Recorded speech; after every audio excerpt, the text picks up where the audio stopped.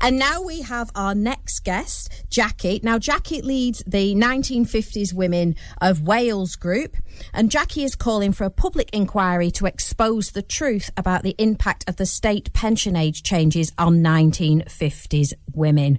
Hi, Jackie. Hi there. Just a quick correction. I don't actually lead the group in Wales. I actually lead our group in Pembrokeshire and Carmarthen West, who feed into the large group across Wales. Oh, brilliant. Yeah. So, it's Jackie, quite confusing. No, it's okay. Welcome back to the show. Really welcome. Can you tell us what 50s women's group there are in Wales and what they've been doing to get pensions back for the 50s women? Yeah, there are quite a few different 50s groups in Wales, but as I said, we align ourselves to the largest group, which was actually formed nearly a decade ago by a lady called Kay Clark from Cardiff and the Vale, and they're called the 1950s Women of Wales and Beyond. Now, since the inception of the group, everybody, and not just a few of us, but everybody has worked tirelessly lobbying Parliament, the Senedd, known as our Welsh Parliament, trade unions, TUC, Wales TUC, Unison, Unite, Royal College of Nursing, etc., other organisations like Age UK, and as well as recently, at the beginning of this year, we actually managed in Wales to have a voice with the APPG and the Select Committee, because we've been nearly 10 years without anybody listening to us in Wales. Yeah. As a group, we do our utmost to work with majority of other 50s groups across the whole of the UK, not just here in Wales, by an umbrella group called Pension Partners for Justice. That was founded some time ago by, Kay Clark and two other ladies called Dee Wild Kearney and Linda Wyatt. So, as you can see, we have been doing a lot of work for nearly a decade. Yeah. What support have they had from the Welsh Parliament, by the way? Oh, well, where would I start? The support from Welsh Parliament has actually been phenomenal. We've worked closely with the Senedd members for years, including the likes of Helen Mary Jones, Delis Jewell, Sioned Williams and Iowan Bellin from Plaid Cymru, along with the leader of Plaid Cymru, Rhyn Ap Iorwerth.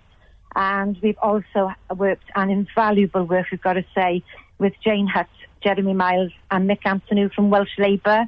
So we're working across party. So we've had face-to-face meetings, we've had rallies, petitions, motions. Obviously, the support has been absolutely unwavering, and which we are grateful for, because, as I said just now, we've been ignored by Westminster for far too long, which is unacceptable and discriminatory, especially as we are the largest group in Wales. Yeah, absolutely. And the support with the Welsh Parliament, how has this translated into support from both individual MPs and political parties in Wales?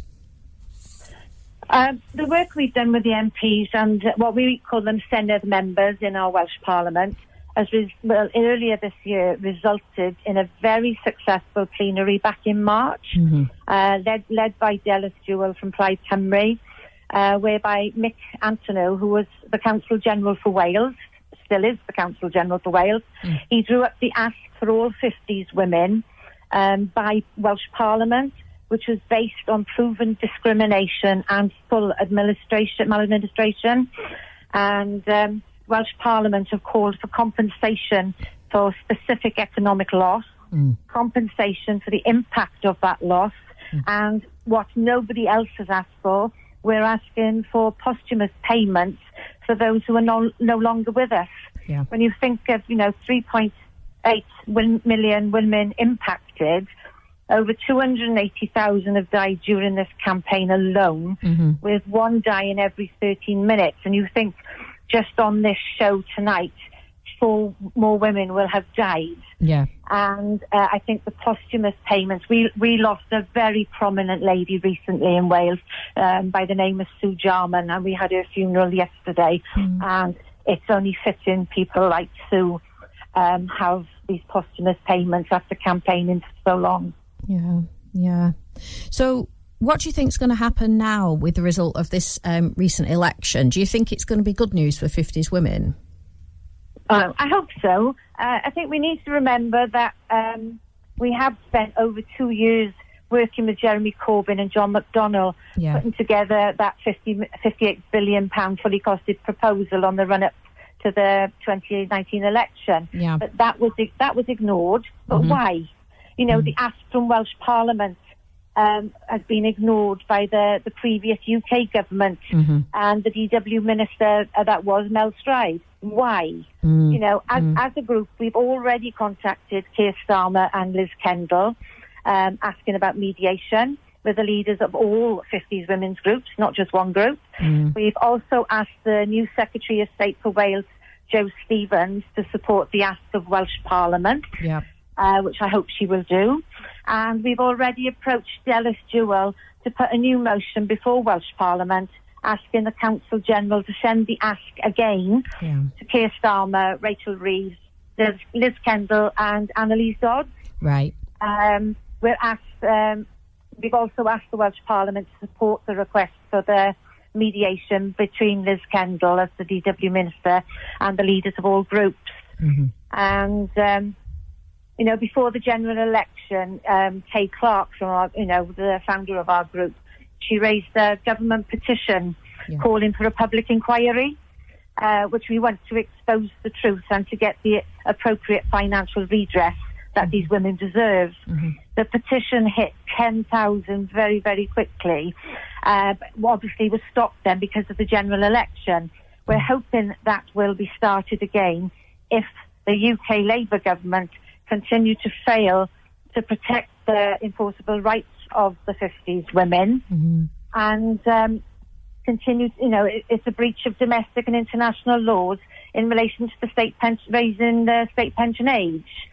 We know the PHSO, the Ombudsman investigation, was flawed from the outset, and his recommendations alone cannot be used in any financial settlement. I think it would be unlawful to do so. The leader of Plaid Cymru, Rhyn ap Priorwerth, stated last week that Plaid will support such a public inquiry if it's needed. And we always say, where there's a right, there's a remedy. The former government, as everybody knows, saved over 181 billion by raising the SPA. And as of 31st of March this year, there was a surplus of 88.3 billion of national insurance money sitting in the CRND fund. Yes. So the money is there to resolve this campaign. Yes. So all we need now is the political will to do it. And I think by all groups coming together with Labour government, we can get this political will to happen. Yes, I really, really hope so.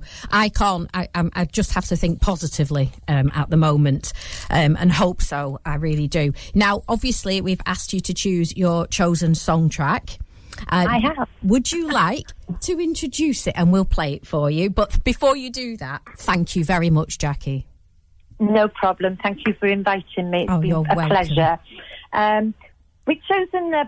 We've talked about this as a group, not just me. We've decided to use the song by Pink called What About Us? Yes. The reason being, Pink believed that the US government had failed its people, and that song actually sends a message about those who feel unheard or forgotten. And that is like us. So we're sending this message now to the UK government. We're feeling unheard and forgotten, and it's time for them to sit up and listen. Sock it to them. Absolutely. Just about.